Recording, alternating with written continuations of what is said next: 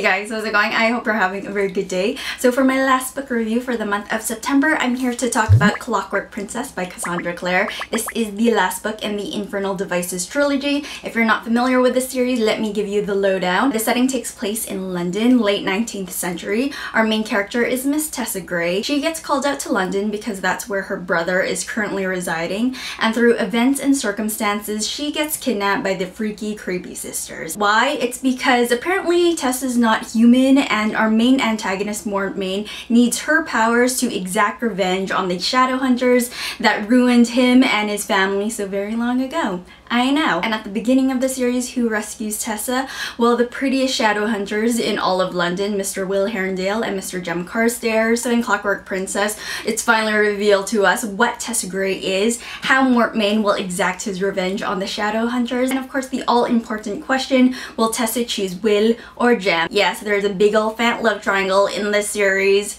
We're reading it for the love.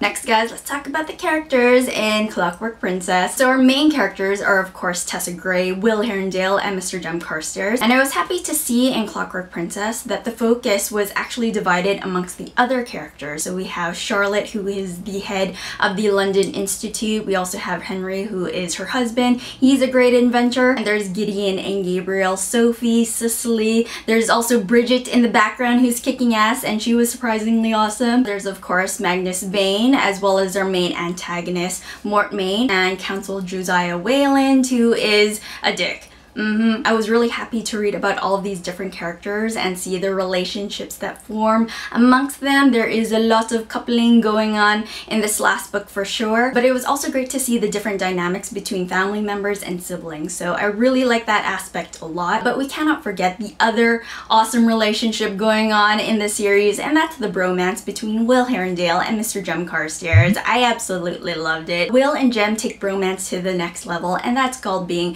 parabatai. Those two have such a strong connection and such a great understanding of each other. It really was like one soul in two different bodies. Is that corny? You betcha it is. Alright, next guys, let's talk about the plot of Clockwork Princess. This series is really focused on life, love, family, and choices. And I felt the action and adventure aspect of this series kind of played second fiddle, was put on the back burner compared to the romance and the drama that was put in the forefront. So although I enjoy reading about the characters and the relationship drama that happens between them and, you know, the internal struggles they have to face, I was hoping that the overarching plot with Mortmain and his automatons was just as strong. I felt Mortmain was just Mortmain, and I thought his automatons were just automokay. I felt it was quite prevalent for sure in this last book. We had Mortmain kind of in the background. It's like, hey, it's Mortmain here. Remember me? I'm here to destroy all of you. And then we have Tessa's like, okay, Mortmain, I kind of have this love triangle thing I have to deal with, so if you could just go away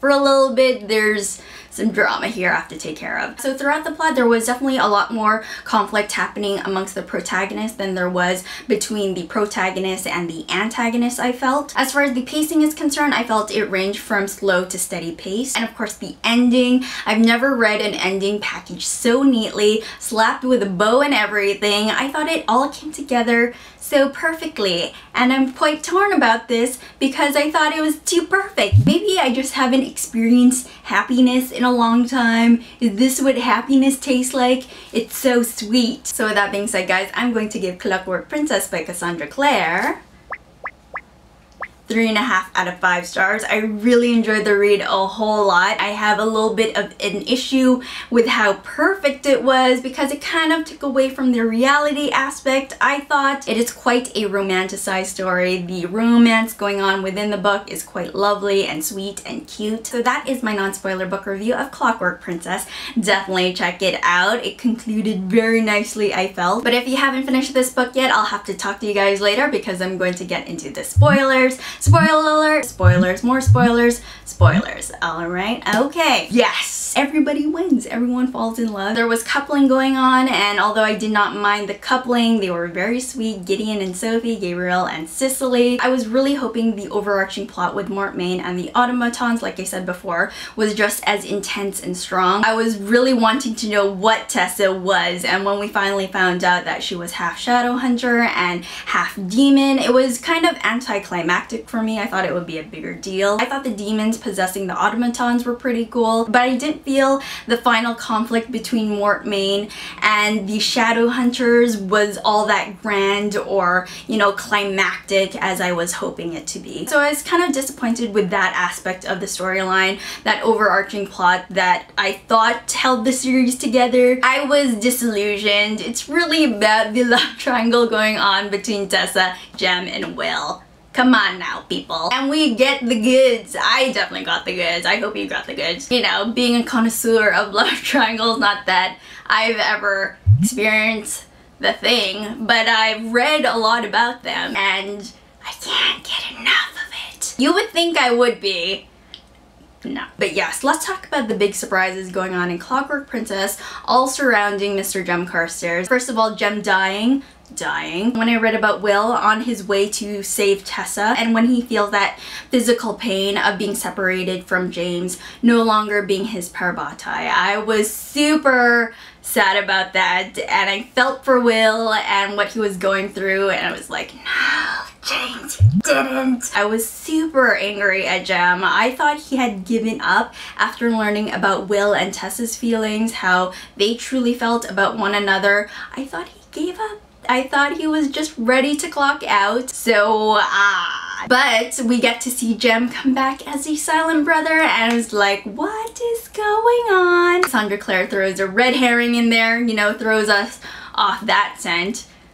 So when we see him as a silent brother, I thought that was really cool. It's like, you're alive. That's good. And then we see him come back in the epilogue. I thought that was super sweet and perfect. Him and Tessa finally being able to get together in the end, and oh my gosh, super lovely and cute. My only question about that though, how did the Silent Brothers let him go? I didn't think you could get out of being a silent brother. It wasn't really explained in the end, but you know, good for Jem and Tessa, but I don't understand how that all came about. Those were definitely the bigger surprises and twists for me in the book. Next, guys, I want to talk about my other favorite moments in Clockwork Princess. One of them being the interaction between Gabriel and Charlotte. When Gabriel's father had died and Charlotte inquiring with Gabriel to see how he was doing. And I thought that was a lovely moment between those two, because that's when Gabriel, you know, turned around and the trust between those two characters really blossomed. My other favorite moments,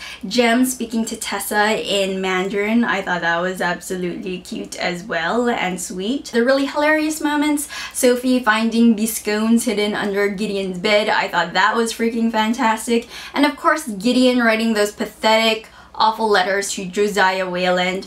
Those were hilarious, and it's like, really, no one can write a letter that horrible. But apparently Gideon can, and I absolutely love him for it. And something I wasn't anticipating was Bridget's character. I didn't realize she was so kick-ass in the series. I thought she was amazing. And of course, when she would intercede with her little songs, when, you know, characters would get all intense and, you know, really intimate, she would just come in there with her awkward, horrible songs, and I thought that was hilarious as well. So those were some of my favorite moments within the book. And lastly, guys, you're probably wondering what I thought of the epilogue, and I thought it was absolutely lovely. No, I did not cry because I'm hollow inside. I thought it was lovely. I thought it was a perfect conclusion for these characters, especially Will. Can we talk about Will's death? Keep the tears, people. Keep it together. Yes, I thought Will's death, dying of old age with the love of your life in your arms and your best friend holding your hand and family members, you know, gathering around and telling stories of how amazing you are and saying your goodbyes, and it was absolutely lovely. And you know, anyways, so I'll take that moment, take it to the bank and save it, you know, for a rainy day. If I ever come across a horrible death of a favorite character, I'll look back on this moment that Cassandra Clare wrote for Will, and it's like, that was a good time. That was a good moment. So those are my thoughts on Clockwork Princess, guys. What did you think of the last book? Did you think it was too perfect? I minded just a little bit. Just a tiny bit. Anyways, guys, I will talk to you later. Have a very good one. Bye.